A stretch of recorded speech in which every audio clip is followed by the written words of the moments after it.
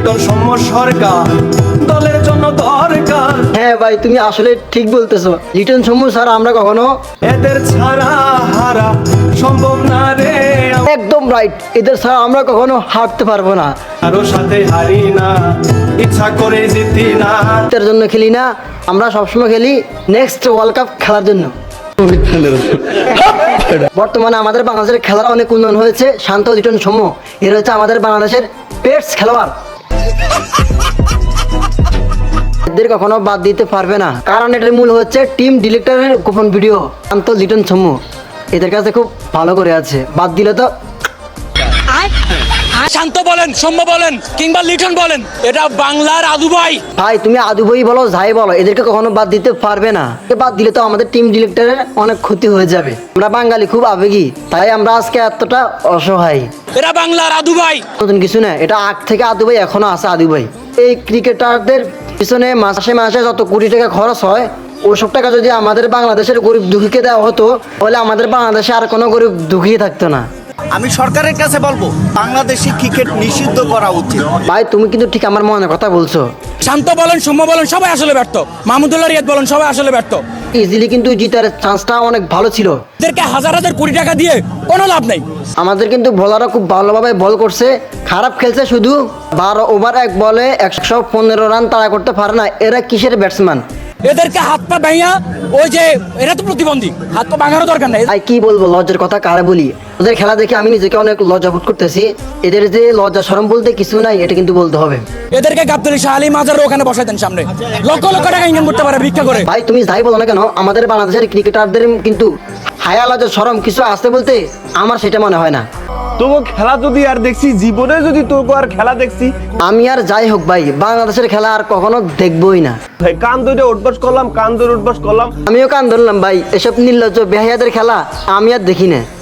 বলদরা না, মাহমুদুল্লাহ রিয়াদ ঠেকায় ঠেকাইয়া লিটনটা সেন দেয়। আপনার জ্বর কি থামে গেছে? যেখানে 19 বলে 43 রান দরকার, সেখানে আমাদের সিনিয়র ব্যাটসম্যান মাহমুদুল্লাহ রিয়াদ ভাই 5 বলে করে 0। আমার তো এগুলা বলতেও লজ্জা করে। আমার কথা হচ্ছে উইকেট যাবি যা, আমি 1 বলে আউট হবো, আমি ওটা ফিরেই আউট হবো। ওরা খেলক বা না খেলক, মাস শেষে তো টাকাগুলো ঠিকই পায়। সেমিফাইনাল খেলার এদের কোনো ইচ্ছাই নেই। জয় পাওয়ার জন্য খেলা নাই, ইচ্ছাকৃতভাবে হাইরা গেছে। এই হোক, দিন শেষে বাংলাদেশের বলাররা কিন্তু খুব ভালোভাবে বল করেছে, আর ব্যাটসম্যানটা হচ্ছে জিরো। এই হোক, বাংলাদেশের খেলার কথা বলে লাভ নাই, ওরা হচ্ছে বেহায়া নির্লজ্জ, ওদের কোনো লজ্জা শরম নাই। আমাদের দ্বারা কখনো ওয়ার্ল্ড কাপ জিতে হবে না, এই কথাটা মেনে নিতে পারেন। আসেন আমরা সবাই একটু দোয়া করি। নাজমুল হোসেন শান্ত, লিটন কুমার দাস, সৌম্য সরকার, আমরা এই 3 ব্যাটসম্যানের জন্য একটু দোয়া করে দিই। নাজমুল হোসেন শান্তকে তুমি ইনজুরিতে ফেলাই দাও আল্লাহ। আল্লাহ লিটন দাসকে তুমি ইনজুরিতে ফেলাই দাও আল্লাহ। আমরা তোমার কতিপয় গুনাহগার ক্রিকেট প্রেমিক বান্দা আল্লাহ, তোমার দরবারে 2 হাত তুলেছি আল্লাহ। আল্লাহ তুমি বাংলাদেশের ক্রিকেটের মান সম্মান ইজ্জত রক্ষা করো আল্লাহ।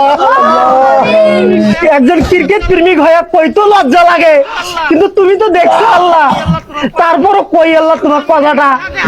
আমেরিকার সাথে আমার বাংলাদেশ 5 উইকেটে আছে আল্লাহ। আল্লাহ লজ্জার বিষয় আল্লাহ।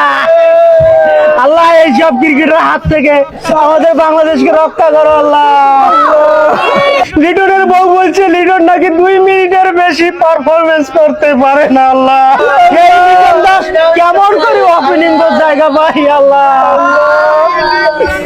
এই 2 কুলাঙ্কারের হাত থেকে আমাদের ক্রিকেটকে রক্ষা করো আল্লাহ। নাজমুল হোসেন শান্ত যে অধিনায়ক হয়েছে আল্লাহ, এটা মাহমুদুল্লাহর উপর অবিচার করা হয়েছে আল্লাহ। তার মতন একজন অভিজ্ঞ সিনিয়র ক্রিকেটার থাকতে নাজমুল হোসেন শান্ত কেন অধিনায়ক হবে আল্লাহ? আল্লাহ যারা পারফরমেন্স করতে পারতেছে না, বিশেষ করে লিটন দাস আর নাজমুল হোসেন শান্ত, সৌম্য সরকার ইনজুরি ফেলে পারেন, সমস্যা নাই। আল্লাহ কবুল করে আল্লাহ। আল্লাহ আমিন।